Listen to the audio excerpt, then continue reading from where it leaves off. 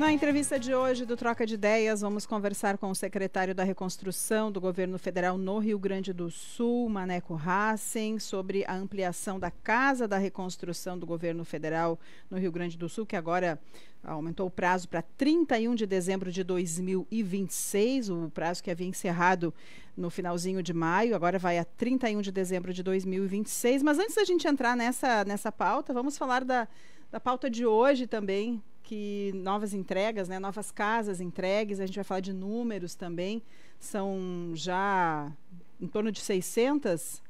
Qual é o número exato, Maneco? Bom dia, seja bem-vindo aqui no estúdio. São tantos números, né, que é bom a gente sempre ir renovando eles. É verdade, né? Primeiro, bom dia, Rito, bom dia, Ricardo, bom dia a todos os ouvintes, é um prazer mais uma vez estar aqui com vocês. E acabamos de sair ali da Caixa Econômica Federal, da Agência Centro aqui de Lajeado, onde nós entregamos mais 32 moradias para moradores aqui do Vale do Taquari atingido pelas enchentes, especialmente de Lajeado, Cruzeiro do Sul, Estrela, Encantado, Roca Salles, Marques de Souza, somando aí já mais de 600 famílias aqui na região que já estão no seu imóvel novo a partir da tragédia do ano passado. No estado, nós já ultrapassamos 2.600 imóveis entregues, todos eles pelo programa Compra Assistida, que foi criado especialmente por conta da tragédia aqui do nosso estado do ano passado. E nós já autorizamos também a construção de mais de 10 mil imóveis em todo o Rio Grande do Sul, nas cidades mais atingidas, incluindo a nossa região, onde nós já autorizamos 500 moradias em Cruzeiro do Sul, 100 em Estrela, 200 em Arroio do Meio, 280 em Encantado, 17 em Colinas, e aos poucos nós vamos trabalhando e viabilizando a oportunidade para que todas as famílias atingidas com renda de até 4.700, que tiveram sua casa destruída ou condenada, possam ter acesso ao seu imóvel novo, seja pelo Compra Assistida, que é o programa em que as próprias famílias escolhem no mercado o imóvel de até R$200 mil, ou através dos empreendimentos que o governo está autorizando a construir aqui na região e em todo o estado. Maneco, vamos tentar fazer uma projeção. Quantas casas no total serão entregues? Qual é a meta do governo federal? Pegando primeiramente no Compra Assistida, que é a casa que já existe, a pessoa vai lá, até 200 mil, consegue ir logo para esse novo espaço, não precisa esperar uma construção, por exemplo. Nós já temos quase 600, então, aqui na região, né, no estado chegando a 3 mil, mas qual é a projeção total, em nível de estado e nível de Vale do Taquari? Bom, primeiro a meta é alcançar o imóvel para todas as famílias atingidas. Este número ainda não é um número definitivo, porque as prefeituras continuam enviando os cadastros. É um cadastro demorado, porque tem que fazer todo o levantamento da unidade familiar, tem que fazer o laudo de destruição das moradias ou que elas sejam condenadas. Isso às vezes vai e volta mais de uma vez. Então a gente ainda não tem um número definitivo, e este número deve ultrapassar 20 mil moradias em todo o estado. Nós já estamos com cerca de 14 mil famílias que o cadastro foi enviado para o Ministério das Cidades. Esse número deve, portanto, então, chegar a mais de 20 mil moradias. Aqui na região, por exemplo, o município de Roca Salles, agora que está finalizando o envio, né? O município de Cruzeiro do Sul ainda tem algumas famílias a enviar também. Então isso vai somando e a gente imagina que vai ultrapassar 20 mil imóveis. O importante é ficar claro que nós vamos viabilizar a moradia nova para todas as famílias com renda de até 4.700 que tiveram sua casa destruída ou condenada. É possível, então, enviar ainda? Tem algum ainda prazo limite para isso? Ainda não, mas terá.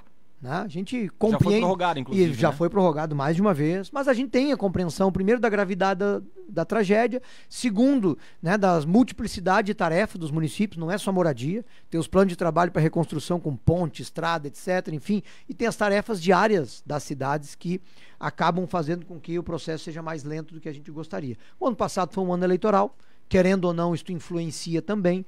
Tem municípios que trocou a gestão e, portanto, trocou as equipes. Isso acaba também atrasando o trabalho. E a gente compreendeu isso tudo e está prorrogando na medida do necessário. É óbvio que agora, a partir do meio do ano, a gente começa, então, a colocar os prazos para encerrar. A gente já está avisando os municípios disso.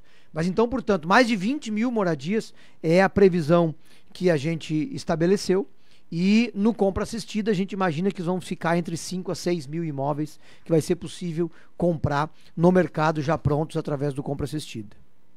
Tem uma pergunta aqui que chega de um ouvinte. Não seria possível cadastrar as pessoas afetadas pela cheia de setembro de 2023 na Compra Assistida já que os processos pelo recurso de defesa civil estão com muitos entraves? A pergunta é do ouvinte Valdecir. É possível se ela foi novamente atingida na enchente de maio. E a maioria delas foi, né? Porque o programa do Compra Assistida foi criado na enchente de maio. Na enchente de setembro ele não existia. Então as famílias que foram atingidas só em setembro, elas não terão a documentação necessária para poder entrar no programa agora em maio, né? Se elas foram duplamente atingidas, aí sim a prefeitura pode cadastrar no Compra Assistida a partir das informações das enchentes de maio. Bom, falamos prioritariamente nesse primeiro momento da compra assistida. Daqui a pouco a gente até tem imagens aí para mostrar um pouco das entregas, das assinaturas feitas na manhã de hoje, aqui em Lajeado, na Caixa Federal. Mas, Maneco, sobre construção. E a gente já tem algumas obras que já teve assinatura também, já tem empresa contratada, mas a gente não vê a casa sendo construída. Eu sei que isso incomoda o próprio governo federal também, sim, encantado, né? O próprio prefeito, dias atrás, falava dessa situação. Puxa, estamos esperando, foi feito um ato aqui, mas até agora nada.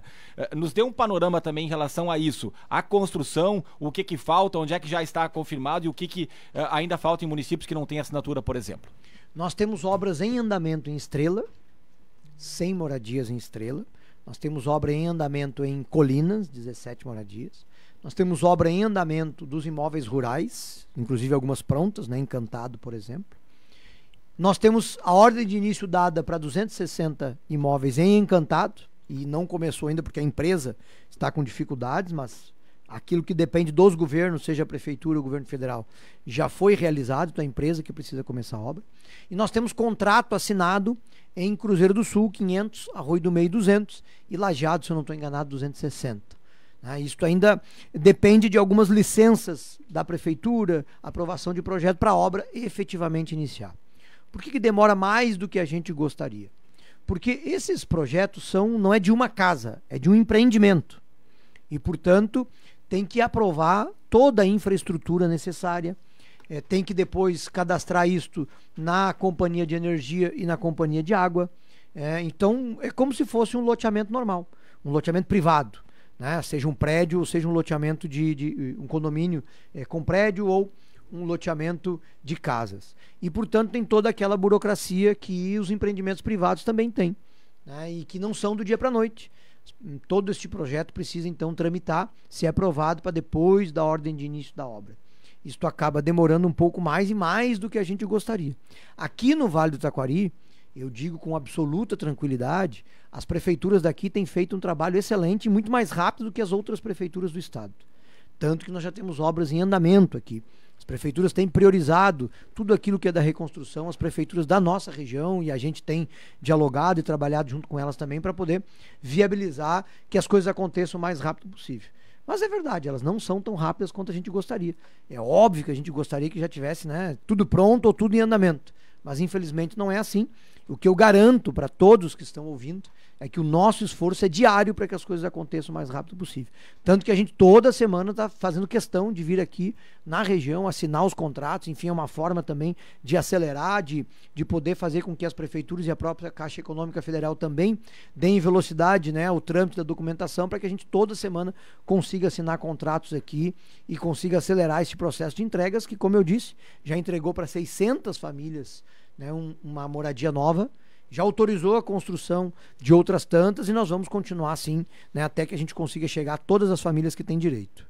Maneco, tem alguém da tua equipe ou tu mesmo, né, diretamente, ou alguém fiscalizando para saber por que em alguns pontos tranca mais do que em outros? Isso também é uma pergunta que vem frequentemente aqui para dos nossos ouvintes. Sem dúvida, né? O problema é que no compra assistida, por exemplo, cada compra tem as suas peculiaridades. Tem gente que compra imóvel novo, tem gente que compra casa usada, tem gente que compra apartamento que recém é novinho, né? E tem outros que são de prédios mais antigos. Então, cada situação dessa acaba gerando, né, um processo diferente, que tem um trâmite diferente e que tem um empecilho diferente, né? Às vezes tem que... porque... Como o governo tem responsabilidade sobre esse imóvel, nós não queremos que daqui a 6 meses alguém reclame que o telhado caiu, que tem infiltração, que deu problema na elétrica, né? O governo tem responsabilidade sobre essas casas ou sobre esses apartamentos. E, portanto, é necessário vistoria, o engenheiro da Caixa tem que ir lá aprovar, tem que fazer a avaliação desse imóvel, então nós não podemos pagar 200 mil por um imóvel que vale 100. Né? Nós podemos pagar 200 por um que vale 250, isso sim, se o vendedor concordar, né? Mas não pagar 200 por um que vale 160. Então, quando a gente diz é até 200 mil, então essa avaliação tem que ser feita imóvel por imóvel, caso a caso. Aí tem famílias que perderam toda a documentação, tem famílias que o marido e a mulher se separaram no meio do caminho, aí tem imóvel que é colocado à venda que precisa fazer o inventário, por exemplo, para liberar a escritura. Então toda aquela burocracia que na nossa vida cotidiana acontece, acaba acontecendo também num programa desses e acaba atrasando um pouco mais do que a gente gostaria, né? Da velocidade que a gente gostaria. Então cada caso é um caso, a gente não consegue no Compra Assistida dar uma resposta única para todos, porque cada imóvel que é colocado à venda e que é comprado pelo governo para doar para a família acaba tendo a sua peculiaridade. Agora você comenta uma situação que a gente muitas vezes não para pensar, né? Uma separação em meio a tudo isso. A separação ela tem acontecido em dias normais. Imagina passando por toda essa turbulência, perdendo uma casa. E acontece. Pessoas que, algumas que morrem da família, outras que permanecem vivos. Como é que vocês fazem em relação a isso? Vou fazer uma pergunta bem simples, né? Na enchente, o casal morava junto. E, portanto, tem direito a uma moradia. 6 meses depois ele separou. E agora tu dá a casa para quem? Essa é a minha pergunta. De quem é o direito? Para quem vai? É do marido ou da esposa? É para quem fez o encaminhamento, para quem tem um nome lá? Como é que vocês fazem? E isso acontece mais do que a gente imagina. E tem também os que simulam, que é outro problema, né? Tem o casal que simula a separação para tentar ganhar 2. Tem a família que mora o casal e 2 filhos, por exemplo, e que um dos filhos é maior de idade e que vai lá no cadastro e diz que o filho morava sozinho, para tentar 2 imóveis. Então tu tem diversas situações que acabam, né, atrapalhando o processo, né, e demandando dos servidores da Caixa e das prefeituras um trabalho a mais que poderia estar atendendo uma outra família e acelerando o processo de outra família. Então esse é o dia a dia nosso, né, até pelo volume, porque afinal de contas nós hoje já estamos trabalhando com 14 mil famílias em todo o estado. Então tu pega só no município de Estrela, são 1.200 famílias que a prefeitura tem que atender, tem que cadastrar, tem que enviar para a gente, que a Caixa Econômica só em Estrela. Então, os servidores da Prefeitura de Estrela, que não deve ter mais do que meia dúzia no setor de habitação, e a Caixa de Estrela, que tem o número de funcionários para uma situação normal, hoje tem 1.200, entre aspas, clientes que tem que estar atendendo. E é óbvio que, infelizmente, a velocidade não é a que a gente gostaria. Mas eu garanto que o esforço é máximo para que aconteça o mais rápido possível. Mas como é que fica a situação? Para mim não ficou claro. Como é que fica a situação da separação? Não tem como dizer. Depende caso a da caso. hora. Normalmente fica com a mulher, né? Quando tem filhos, acaba o privilégio ficando para pessoa que para o marido, para a mulher, que acabou ficando com os filhos, né? A norma estabelece que, né, os filhos têm prioridade. Agora, tem situações que vai definir na separação na justiça. E tem muita gente, vocês têm um número já de quantas pessoas tentando tirar vantagem? Não, isso a gente não tem um número fechado. Né? Pessoas que tem que ir lá, o filho tenta pegar uma casa, o pai já tem uma casa também. Isso a gente não tem um número fechado, né? Até porque muitas situações a gente recebe a denúncia, né, ou de um vizinho, enfim, recebe uma denúncia e encaminha, e essa denúncia tem que ser processada. Então nós temos casos, por exemplo, de casal que simulou separação, que ninguém denunciou e que acabou passando, e que hoje eles têm 2 imóveis.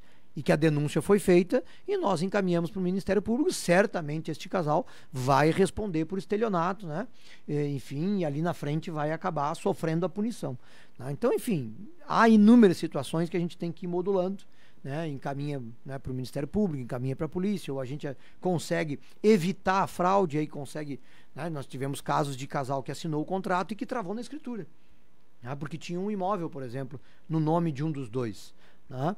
E que lá no início do cadastro declarou que não tinha. Aí quando bateu no cartório, o cartório pesquisou, disse, não, parei um pouquinho, esse cidadão aqui já tem um imóvel, se ele já tem, portanto ele não pode ter direito ao benefício, porque é só para quem não tem nenhum imóvel, né? Então, enfim, são situações do dia a dia. Já em construção, Estrela, Colinas, os imóveis rurais de Encantado, tem alguma previsão, Maneco, para as primeiras entregas, conclusões?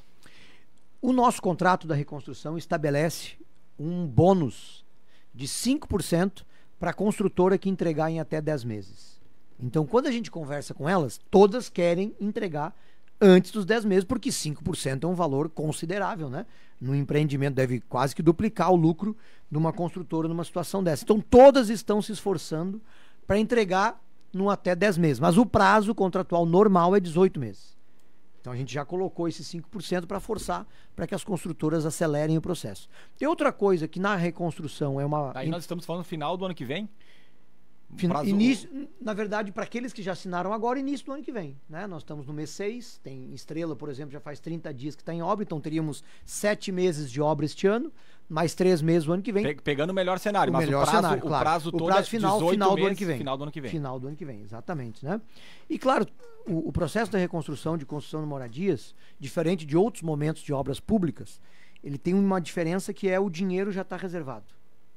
Então o dinheiro já está numa conta específica para aquele fim, né? Tanto que os 112 bilhões, quando eu digo que já estão no Rio Grande do Sul, é porque realmente já estão. Já está lá, aquilo que não foi pago está separado, específico para aquela obra. Então, portanto, não tem perigo de atrasar pagamento, né? Às vezes acontece, né? A gente já viu aqui, vocês já anunciaram 200 vezes, de uma obra pública que parou porque falta o repasse, não sei o que e tal. Neste caso, não só na moradia, mas nas outras obras da reconstrução também, não tem perigo de atrasar por conta de, eventualmente, num atraso de pagamento, porque o dinheiro já está separado para isso. O ouvinte se identificou aqui para a gente, mas pediu para não ser identificada no ar. Gostaria de saber se estão autorizando a venda assistida para imóvel que pegou enchente de maio, imóvel sem avarias. Não. Áreas que a Caixa Econômica considera como áreas alagáveis, a gente não permite nem a construção de empreendimentos e nem a compra de imóveis. Algumas exceções é na região metropolitana, por exemplo, onde há previsão de diques, né? E aí, portanto, aquela área vai ser protegida, então a Caixa faz uma avaliação, né? Mas a regra geral é que onde pegou água, não pode nem comprar e nem construir imóvel financiado pelo governo federal. A ouvinte Maria, é mais ou menos na situação que a Rita trouxe antes, lá de setembro, mas a situação dela é um pouco diferente. Ela disse que perdeu a casa dela na rua Campos Sales, em Arroio do Meio, na enchente de maio. Só que o CRAS colocou como sendo a enchente de setembro de 2023. Ela quer saber se tem como entrar na compra assistida. Pelo que ela falou, foi o CRAS e a Defesa Civil que colocaram como sendo setembro, mas ela perdeu a casa em maio. Se ela sofreu a perda do imóvel em maio, ela pode sim fazer parte do programa Compra Assistida e dos programas habitacionais da enchente de maio. A prefeitura é que é responsável por encaminhar este cadastro. Então ela tem que visitar. Eles é que tem que mudar lá no cadastro, sem dúvida, então. Nós não temos poder para isso. Quem encaminha o cadastro das famílias, quem faz os levantamentos, né? Quem diz se esta família tem direito ou não no primeiro momento, é a prefeitura, que encaminha então para nós, para a gente fazer a conferência só. O nosso papel lá, na verdade, é tirar o direito da pessoa se ela não cumprir os requisitos, mas a gente não consegue dar. Quem faz é a prefeitura esse primeiro cadastro. Maria, tem que insistir com a prefeitura de Arroio do Meio, então. Tem que ir lá bater na porta e insistir, ter provas, né, de que foi em maio de fato. Claro. Estamos conversando com o secretário da Reconstrução do Governo Federal no Rio Grande do Sul, Maneco Hassen, a respeito também da ampliação da Casa da Reconstrução do Governo Federal, que teve essa ampliação para 31 de dezembro de 2026. O prazo era até finalzinho de maio, 31 de maio.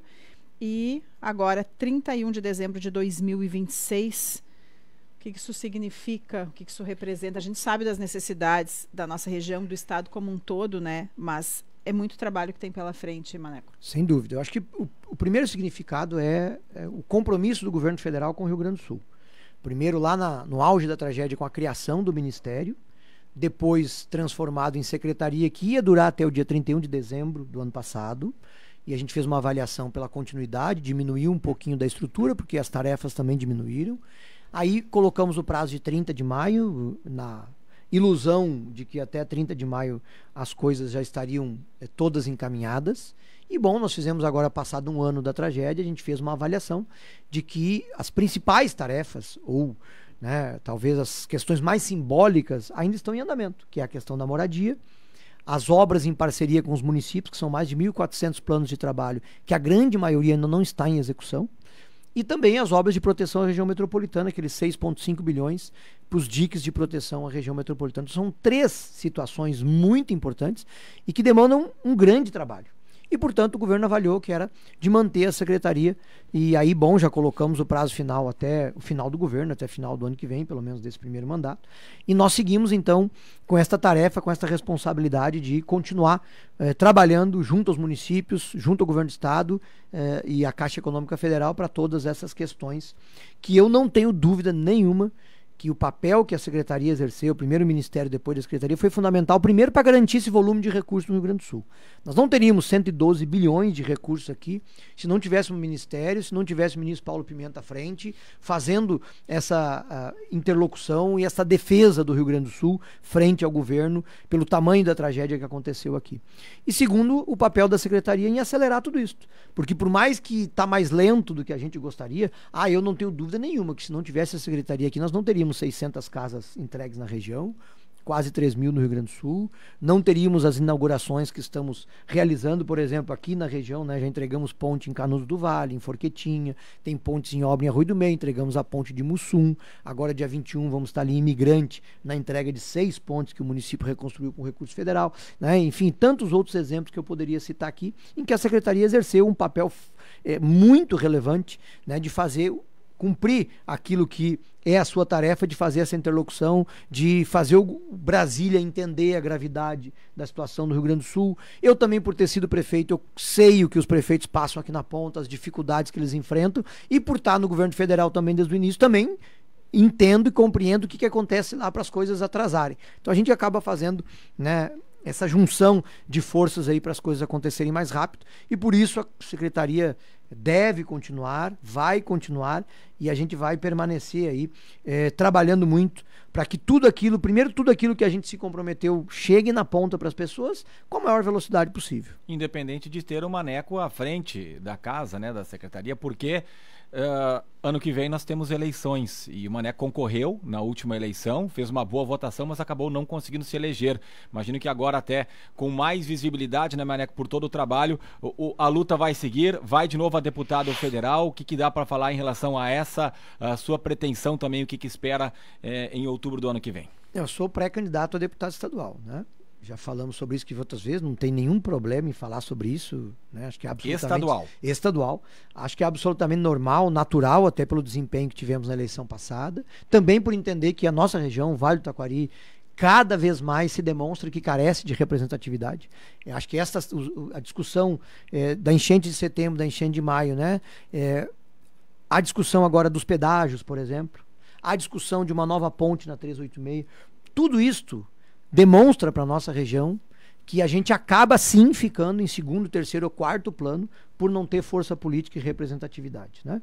Eu garanto para vocês, se tivesse um deputado aqui da região atuante, essa discussão dos pedágios não estava nesse nível do jeito que está, né? Com a região sendo ignorada praticamente e o governo do estado fazendo... O problema não é o pedágio, o problema é a forma que está sendo feita, né? E o grau de implicância nefasta que vai ter aqui para nossa região pela forma que se construiu. A mesma coisa, a utilização do recurso do Funrigs. O Funrigs, o governo federal viabilizou para o governo do estado 14 bilhões. 14 bilhões. É dinheiro que o governo do estado em nenhum outro momento da sua história viu em tão pouco tempo para fazer investimentos na reconstrução da enchente. Então, portanto, reconstrução das regiões atingidas. E aí o ouvinte responde comigo: qual foi a região mais atingida do Rio Grande do Sul? Qual foi a região que sofreu em setembro, sofreu em novembro, sofreu em maio? Então, eu não me conformo que dos 14 bilhões, a gente não tem aqui na região, no mínimo, mas no mínimo, estou falando por baixo, 1 ou 2 bilhões de reais para aplicar no Vale do Taquari. E nós não temos nem perto disso. Qual é a obra de infraestrutura de verdade que a nossa região está sendo contemplada neste fundo? Uma ponte na 386, por exemplo, pelos levantamentos que fizeram isso, custa entre 300 e 400 milhões. Para quem tem 14 bilhões, 300 milhões é quase nada. A ponte de Estrela e Cruzeiro do Sul, que as prefeituras estão brigando, né? Não é uma prioridade para a região? Então, de 14 bilhões a gente não tem direito a uma ponte de 200 milhões, 300 milhões, mas é óbvio que nós temos, porque a nossa região foi a mais atingida. E a ausência de força política acaba fazendo com que a gente acabe ficando em segundo, terceiro ou quarto plano. Então, se a gente não...